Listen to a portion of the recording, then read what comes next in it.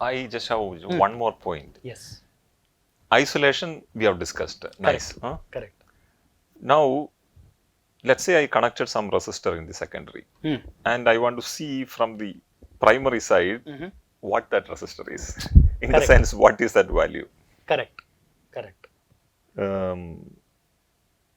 How to means, let's say I connected 1 ohm in the secondary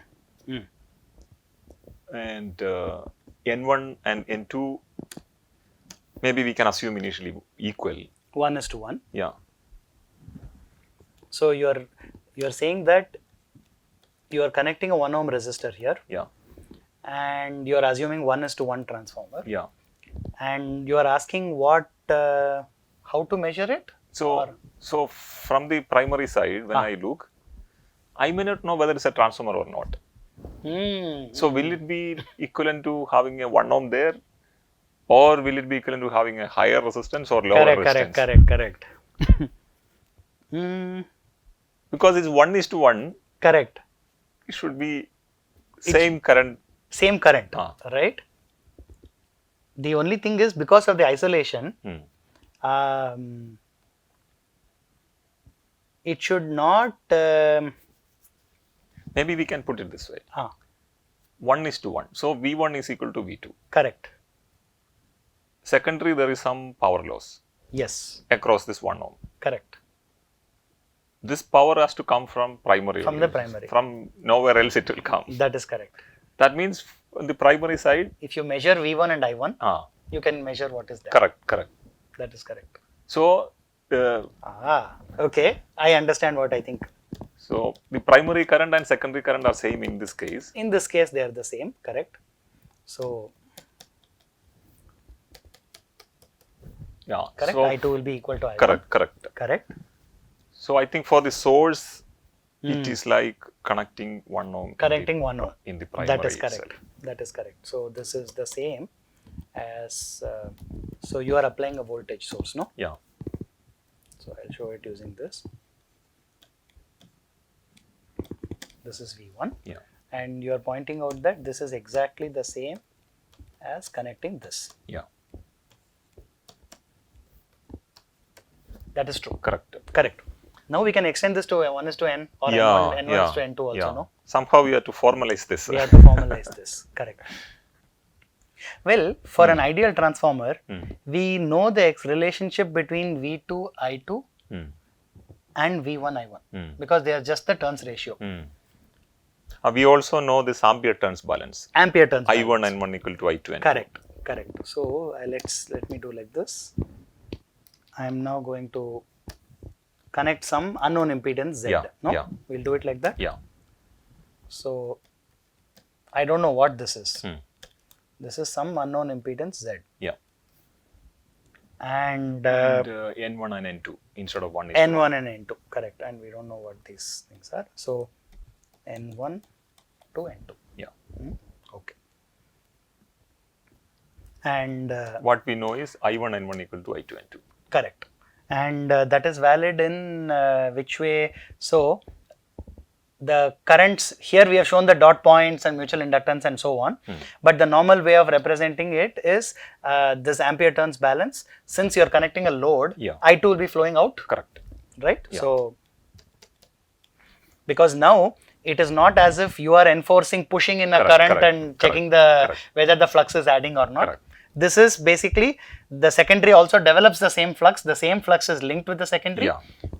And I think that is getting too much detail into the operation. We can just assume ampere turns balance. Correct.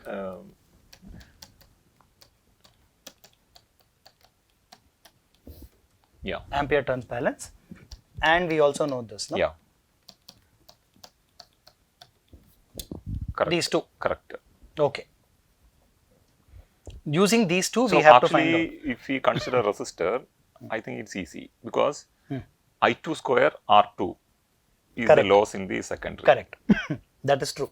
So the same loss has to happen in the primary, if I connect a equivalent resistor. Equivalent resistance. Correct. So then you can directly see.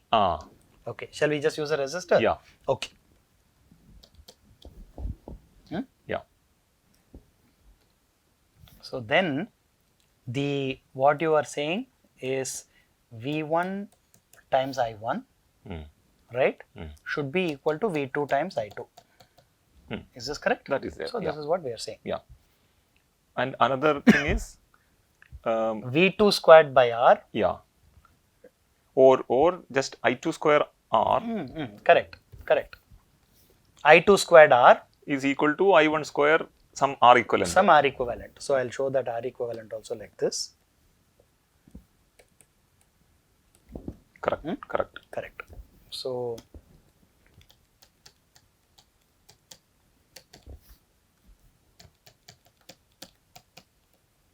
this is what you are saying. Yes. So what is that R equivalent? What is it? That directly Straightforward only, no? Yeah. Is simply R times I2 squared by I1 squared, but I2 squared by I1 squared is N1 by N2 the whole square. Yes. Exactly. Nice. So it purely depends only on the turns ratio. Yeah. Correct. And same is valid even if you connect a Z. Exactly. Right? Yes. Correct. Yes. So I think because both reactive power and real power will be matched in the end. Yes. Right? Yes. In fact, so this should work for our 1 ohm that we have tried. It should work for the 1 ohm also. So if it is 1:1, correct. N1 and N2 are same. It will so just look R like a will 1 be ohm. R. R will be R. So everything looks fine. Everything looks fine. So in fact, I'm also thinking, now that you pointed out, if you are able to get the two-port parameters of the transformer, then from this, we should be able to find out what R equivalent is. Right? Yeah. From that also. Yeah. That's true. Because at the end of the day, you're just representing. Correct. So if you connect some Z, Yeah. What you can do is you can, using the two-port parameters of the transformer, you can find out Z in. That's a very long way of doing it. Yeah. Right? If you know N1 and N2, this is easy. If you know N1 and N2, this is easier. Correct. So actually, as far as V1 is concerned, now it's a different value of resistance. Now you have kept, let's say, 1 ohm. Correct. But it's multiplied by N1 by N2 N1 square. by N2. Correct. So it is like a Thevenin yeah. equivalent, right? Yeah. Effectively. Yeah. It's like some other, it's getting either increased or decreased. Correct. That is right. So for the source, it's a different value now. Different Although I have connected some resistor here. That is true. That is correct. This may have some application, no? Yes. Absolutely. Lot of places I'm sure where this is used. Correct. So I know one case where in amplifiers, you can't swing, your voltage is limited by power supply. Yeah. But if you're able to use a transformer, if you swing, because the power is V squared by R, if you swing across a very small resistance, for the same voltage swing, you can get more power. Right? Yeah. You're delivering more current rather Correct. than voltage. Correct. So that is one application that I know of. I heard this something called impedance matching. Correct. Impedance matching. That is right. It is very commonly used for that. Yeah. That is right. So the N1 and N2 can be selected in a way that it might. So for example, this maximum power transfer. That is right. That is what struck me as well when you said impedance matching. Yes. That is correct. You can use this for maximum power transfer matching. You want to match it to the real and imaginary of that is the correct. Thevenin equivalent. Of the Thevenin equivalent. So for maximum power transfer, the load impedance needs to be the complex conjugate of the source impedance. That is what we taught earlier in this course. Correct. That's right. So if you want to do that kind of matching, this may be useful. This is very useful. Correct.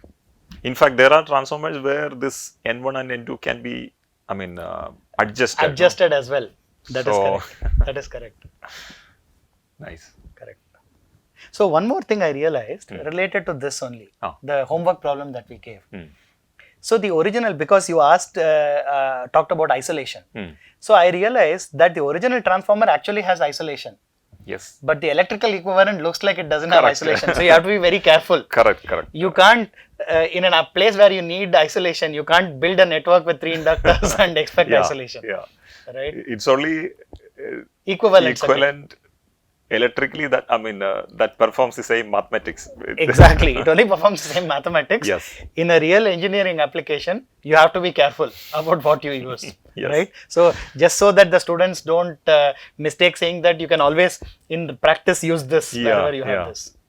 or to scale up, step up. Correct. I cannot use a T network. You and cannot step use up. it to network to step up. Correct. That's right.